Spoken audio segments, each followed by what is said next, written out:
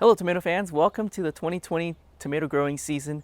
This year we're going to finally address something that we've been ignoring, which are root knot nematodes. So I hold in my hand one of the ways we can address that, which is our successfully grafted tomato. We grafted a tomato that we want the fruit of onto a rootstock that is nematode resistant. And as the year goes by, we'll talk about the different methods on addressing root knot nematodes. One of the reasons for this is our shift in how and why we're growing tomatoes. In the past, we were trying to grow as many different new to us varieties as possible, and that's just to experience and enjoy the different ones and to share it with you. However, in the last couple of years, we've been shifting more towards growing tomatoes for our kitchen. So we're hoping to grow plentiful and with enough to preserve and store and last us through the year.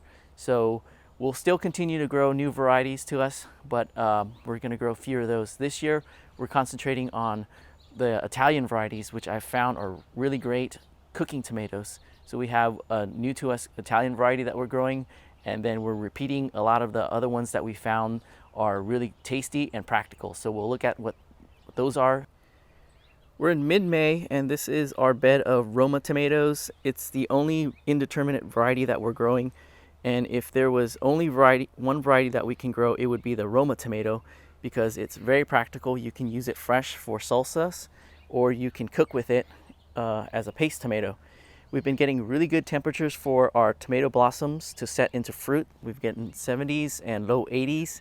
Anything too warm, they'll not set fruit and they'll drop. Tucked in here is an indeterminate variety that's new to us. It's the Costoluto Genovese. It's a small fluted tomato that is supposed to be great as a paste tomato. So we are waiting for the blossoms to pop out, but we do see some buds.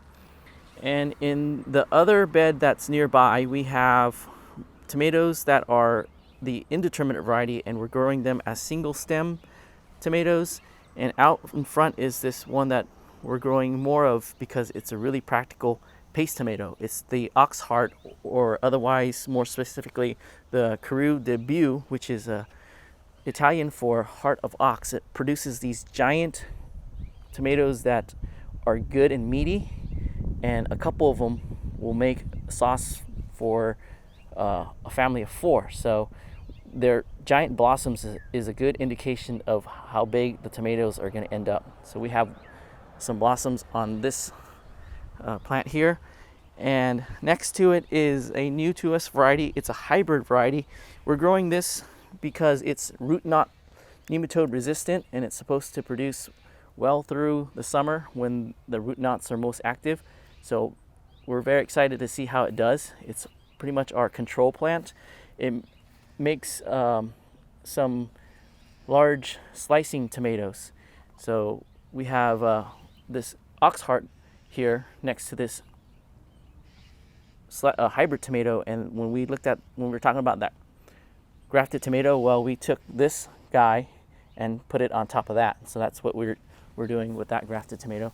Next to it is another slicing tomato that we grow year after year, and it's the Cherokee Purple. It's a really good slicing tomato, and it's making this mega blossom, which is a few blossoms that are fused together, and it'll turn into a Frankenstein monster of a tomato. And finally, next to it is this Principe Borghese tomato. This is another Italian variety, and it's supposed to make these great little tiny paste tomatoes that are perfect for sun drying. So it's going to be very exciting to try this as a sun-dried tomato, because sun-dried tomatoes are really good in pastas and other dishes, and we're growing this single stem as well. And then finally, we'll go to the resort garden and look at a tomato plant that we received as part of the Burpee Gardeners of 2020 that we planted out there. So let's go and swing over and check it out. It's a small tomato and a bushy tomato. So I probably should update my earlier statement that we only have one variety that is a bush tomato. So we have 2 actually. So we have this small fruited tomato, and this is what it looks like today. Let's go ahead and transplant our successfully grafted tomato into the spot that's right behind us. With summer approaching, this is probably the latest we've ever transplanted a tomato seedling, and we have to be mindful of the warm temperatures that are coming ahead. We're going to plant it here because this is the spot that gets shade when the sun comes overhead. The other thing that we have to be mindful with regard to planting this tomato plant is that it's grafted, and we have to make sure that we don't cover the plant with too much soil, because if you do, the roots from this top portion, which is the scion, will grow into the soil and it will defeat the purpose of grafting this tomato. So we have to make sure that we plant the plant with the soil just underneath where the graft union is. So we're going to go and get started. I like to use this particular fertilizer for many of the plants we grow. It's a Kellogg's Organic Plus. It's an organic fertilizer, and what I like about it most is that it contains mycorrhiza.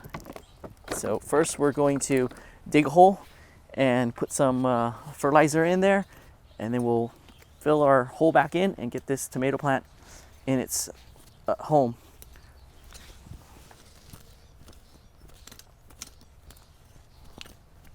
We're going to check the depth of the hole. That looks like a pretty good depth.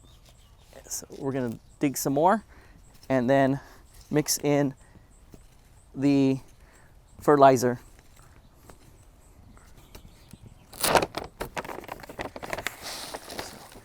This is about a half cup worth of fertilizer.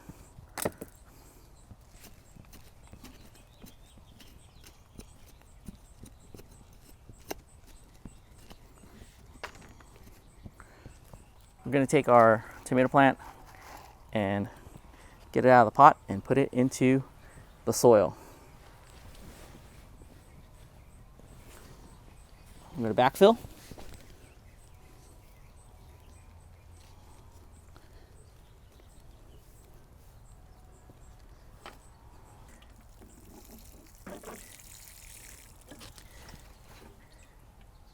And there it is. Our grafted tomato is now in the earth.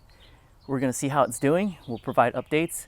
I hope you come back and check in on us and this tomato plant and see how it's doing. Until the next video, thank you for watching and see you next time. We have repeats of many of the varieties that you just saw elsewhere in the garden, but I forgot to share this one, which is another favorite of ours. This is the Black Prince tomato. It's a great slicing tomato, grows really well here in most parts of the country, and it's really good as also a salad tomato. So you can dice it up and put it in a salad. It's a really good tasting tomato. We're growing it in a planter, tomato planter, and we're also letting this pole variety grow wild. So we're letting all the suckers produce, and that's another good way to grow tomatoes. I found in Southern California, in the Los Angeles area, all the way east towards the Inland Empire, and probably most of Southern California, you can grow tomatoes in a wild method. Just let them grow. Let them flop over if you like for instance over there. We're going to let that one flop over and not even provide any support. So we have more that we grow multi-stem. This is another indeterminate variety. I forget what it is. I think it's Principe Borghese. And then we have a Costoluto Genovese. So in future episodes, we'll be looking at different ways you can grow tomatoes, single stem, with supports, without supports, and whatnot.